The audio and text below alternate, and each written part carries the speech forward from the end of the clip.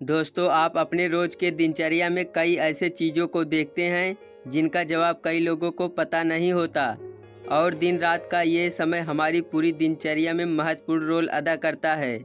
रात के समय में सब लोग सो जाते हैं और दिन के समय में सब काम करते हैं, लेकिन सब कुछ परफेक्ट समय में कैसे हो रहा है? आखिर पहले दिन और दिन के बाद रात कैसे होती है? ऐसा क्यों नहीं होता कि पहले 2 दिन हो जाएं, फिर 2 रातें हो जाएं? दिन और रात छोटे बड़े क्यों होते हैं? और पृथ्वी पर ऐसी भी कई जगहें हैं जहां पर 6 महीने दिन और 6 महीने रात ही रहती है। आज इन सभी सवालों के जवाब बड़ी सटीकता से आपको देने वाले हैं। दोस्तों, दिन रात कैसे बनते हैं? सबसे पहले आपको बताते हैं कि हमारी पृथ्वी ब्रह्मांड के अंदर एक गोले के रूप में लटकी हुई है, जो सूरज के गुरुत्वाकर्षण के कारण सूरज का चक्कर लगाती है। पृथ्वी के पास अपना खुद का कोई प्रकाश नहीं है। जो भी उजाला पृथ्वी पर आता है वह सूरज की ओर से आता है। सूरज की वजह से पृथ्वी पर जीवन और जो भी पेड़ पौधे की प्रजातियां मौजूद हैं वो सब सूरज की देन है। अगर सूरज नहीं होता तो आपको पानी भी नहीं मिलता, क्योंकि सूरज के न होने से पानी बर्फ में जम जाता। आपको पता होगा कि सूरज पृथ्वी से 14,95,97,870 किलोमीटर दूर है। अब हम अपने मेन सवाल पर आते हैं कि दिन रात कैसे बनते हैं।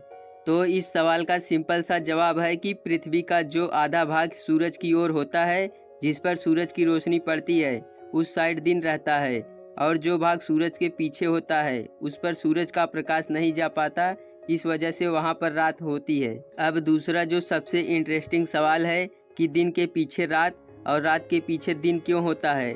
तो पृथ्वी अपने अक्ष पर यानी धुरी पर घूमती है।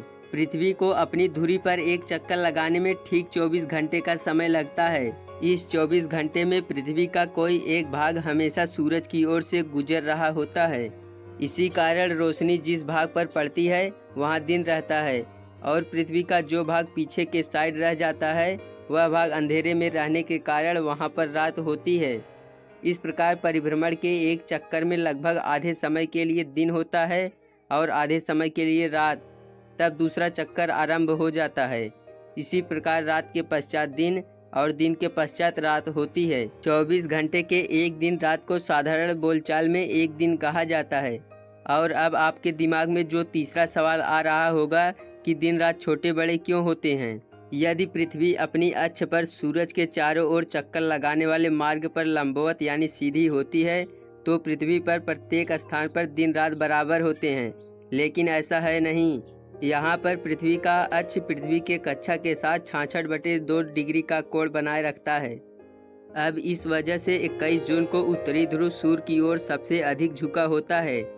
इसलिए उत्तरी गोलार्ध में दिन बड़े और रातें छोटी होती हैं, और इसके विपरीत दक्षिणी गोलार्ध में दिन छोटे और रातें बड़ी हो जाती हैं। और 22 सितंबर को दक्षिणी ध्रुव सूर्य की ओर अधिक झुका होता है, जिसके कारण उत्तरी गोलार्ध में दिन छोटे और रात बड़ी होती है। दक्षिणी गोलार्ध में दिन बड़े और रात छोटी होती है। 21 मार्च और 23 सितंबर को उत्तरी और दक्षिणी ध्रुव का सूर्य के प्रति झुकाव एक समान होता है, जिसके कारण दिन और रात दोनों बराबर होते हैं। अब बात आती है पृथ्वी के ध्रुवीय इलाके की। जैसा कि मैंने पहले बताया कि 6 महीने दिन और 6 महीने तक रात पृथ्वी के ध्रुवीय इलाके में रहती है। उत्तरी ध्रुव 21 मार्च से 23 सितंबर तक लगातार सूर्य के सामने रहता है, और दक्षिणी ध्रुव 23 सितंबर से 21 मार्च तक।